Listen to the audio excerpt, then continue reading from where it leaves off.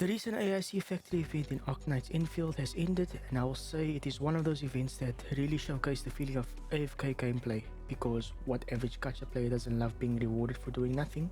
Now of course there's the initial input of the player having to set up their factory just to produce the gourds, to then sell, to obtain the event currency, to clean up the shop over the course of the event duration.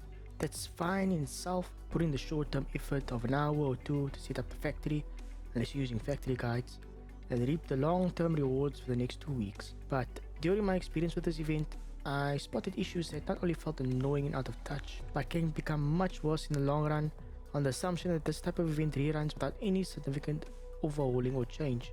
I'm Shakmyster, and let me tell you all about how this event exposed big problems with the factory. So for any player that wanted to engage with the event, the only requirement was to complete the main mission where Danger sleeps. This was the mission where you follow Tang Tang back to Jingyu Valley to set up your first sub-factory, basically the final part of 1.0's main story content. To get to this part, you have to be at least authority level 43 to unlock the Wuling region and complete the main story up until that point. I'm not sure if there were any quality of life updates that reduced the level requirements to unlock Wuling, but assuming there were none, this criteria already filled out basically every new player to the game.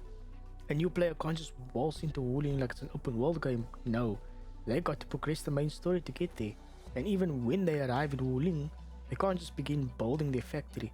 That is locked behind story progression, and learning how to produce Zero Night is also locked behind story progression. Of course, you unlock these features before reaching the required quest line, but let me cook here for a little longer. So a new player eventually meets the criteria to partake in the event. They set up their factory to produce the gourds, and now they have to sell them to gain event currency. Now comes the time that they can produce jade gourds, but guess what materials are needed now? Copium ore, piss acid, and Zeronite with contrast set to 100. Now the player needs to progress through the entirety of 1.1 story to access cuprium ore, and the first part of 1.2's main story to unlock the next sub-factory, heavy Zeronite and precipitation acid. A new player has a wall in front of them with so many layers that stops them from partaking in a simple event. Region locked, guided by story progression, factory features locked behind story progression locked behind level progression, and level progression being for the most part time gated. Now you could just say that the new players would just have to settle with making gourds and ignore J gourds entirely, but that's the equivalent of saying just skip off the gameplay because the devs didn't allow you to. It's more so to me not the fact that all essential rewards could still be obtained, but the idea of being denied an opportunity to attempt to engage in a more challenging factory creation to make a more complex product in a game where its factory systems still feels more of an afterthought, and its only main engagement comes from new patch releases when we deconstruct and reconstruct a more optimized factory than what was previously available to us. And speaking of deconstruct and reconstruct, this brings me to the second issue. Ever since 1.0, there's always been an issue of perfectly optimizing the factory, specifically in Wuling, due to both lack of mining spots and a hard limit restriction on how many Forge of the Sky machines can exist. It gets solved the very next patch, but because that new patch also introduces new resources and products to craft while also being scarce on mining spots, we end up in the same position as the previous patch. And it's becoming a recurring pattern that the developers have full control of. So why is this an issue? Because a player will have to cut their optimal production line to temporarily accommodate for an event, both in terms of factory space to occupy and resources to share. Never in my 6 active years of playing gacha games did I ever experience a non-combat event that asks a player to hinder their normal account progression in favor of a temporary event. I do like the idea of the factory granting us more meaningful resources, but not at a temporary opportunity cost.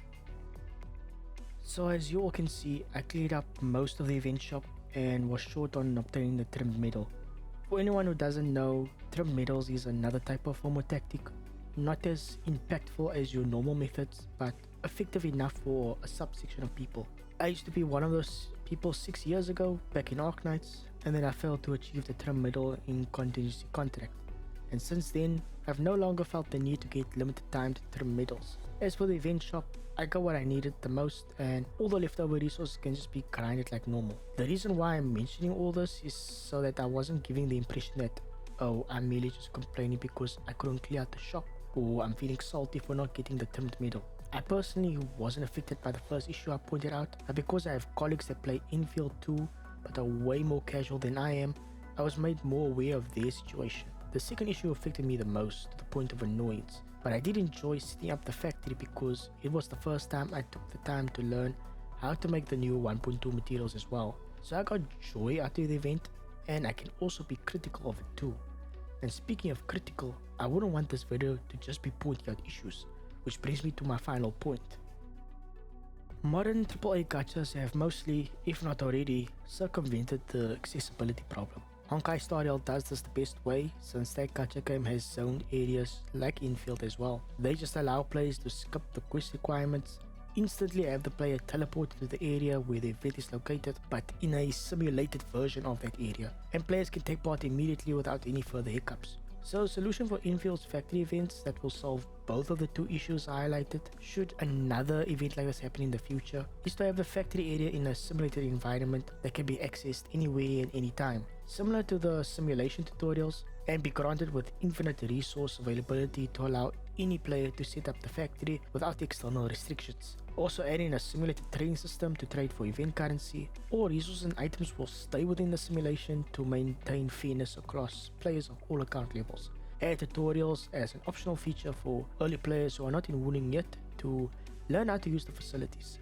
Lastly, add a grading feature that both judges a player's setup and also guides the player by sharing tips on how to improve production efficiency, or if the player is lost halfway, the guide feature can nudge them in the right direction, or just use a blueprint from a YouTube video.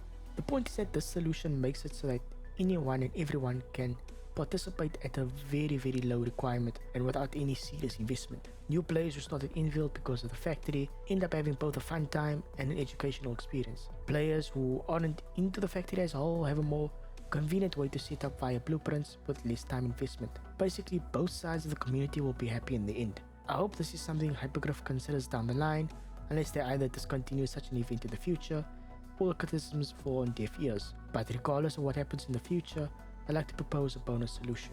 And that is for all of you that is watching this video to give it a like, subscribe to the channel if you like listening to discussion based topics of gacha games, and comment down below what are your own thoughts about Arknights Endfield as of right now. This is Shakmyster, signing off.